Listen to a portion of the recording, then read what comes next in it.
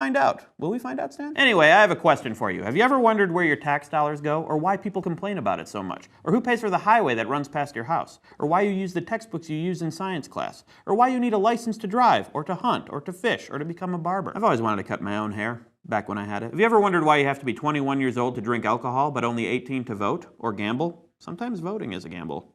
Actually, always. Do you get confused when you hear people on the news talk about Wall Street regulations, or Obamacare, or the national debt? Do you wonder why there are so few cell phone carriers and cable companies? How about why it's okay for student groups to lead prayers in schools, but not for the principal to do so? Have you ever wondered if there are any limits on when, where, and how the police can search your home, or your car, or your locker, or you, or your friend, or your grandma, or your grandma's friend? And do you know why you can stand outside of a government office with a sign and a bullhorn complaining about military action that you think is unfair and the police can't stop you, but you can be fired from your job for doing the exact same thing? Have you ever been sued or fined? Ever wonder what the difference is between being sued or being fined? Have you ever wondered why our government does the things it does and doesn't do other things? Have you ever wondered what it would be like if we had no government at all? That would be anarchy. Can we play the Sex Pistols, Stan? That's probably illegal. Why is it illegal? And probably most important, have you ever thought about how you can change the things that seem unjust or unfair, or that you just don't like? Okay, so that was more than one question, and obviously there isn't a single answer to all of those questions, except that, in a way, there is. The study of government and politics. And that's what we're going to talk about today, and this whole series, Crash Course Government and Politics. Aptly titled.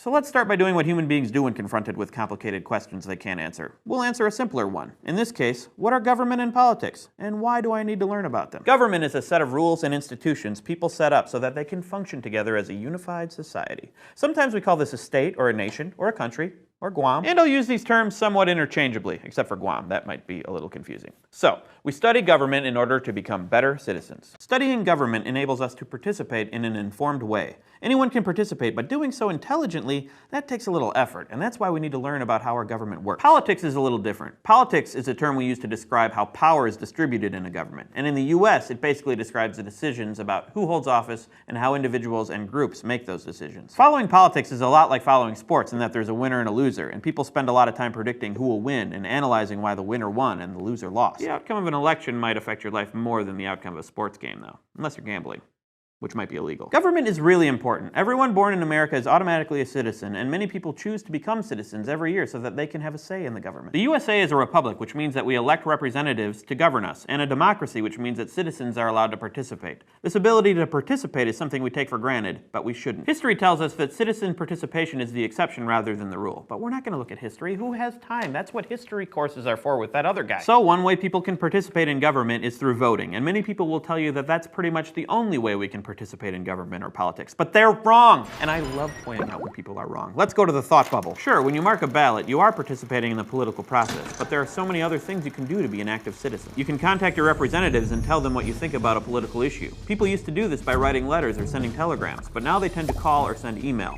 Although there's nothing like a good old-fashioned angry letter. People can work for campaigns or raise money or give money. They can display yard signs or bumper stickers. They can canvass likely voters, try to convince them to vote, or even drive them to the polls on election day. You participate in politics when you answer a public opinion poll, or when you write a letter to the editor or comment on an online article. You participate in politics when you blog, or tumble, or make a YouTube video, or tweet. I guess even YouTube comments count.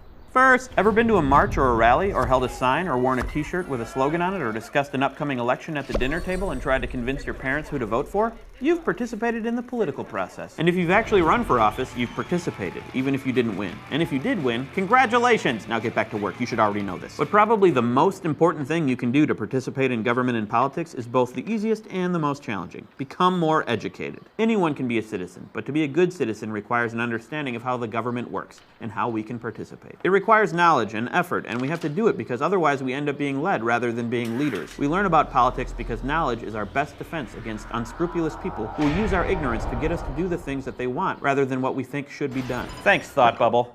That was my first Thought Bubble narration. Hooray! You guys are fun.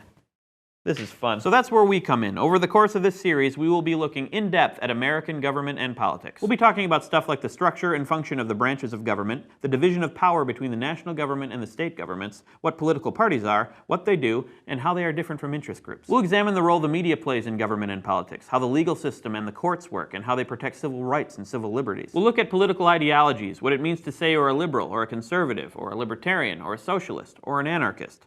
Okay, we probably won't talk about anarchy because that's sort of the rejection of government. Again, Sex Pistols? Can't. It's a copyright issue. I'll take care of it. Anarchy! Woo!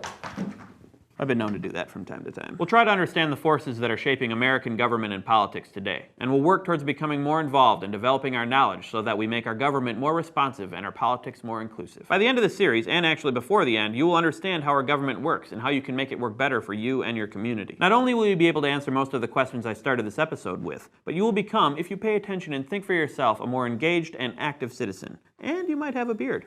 If you don't shave. Next week, we'll talk about Congress, how it works, and what it does when it does anything. Thanks for watching. I'll see you next week. And that's my first Crash Course episode. Are we out of poppers, Stan? Wait, I'll just throw them. Woo!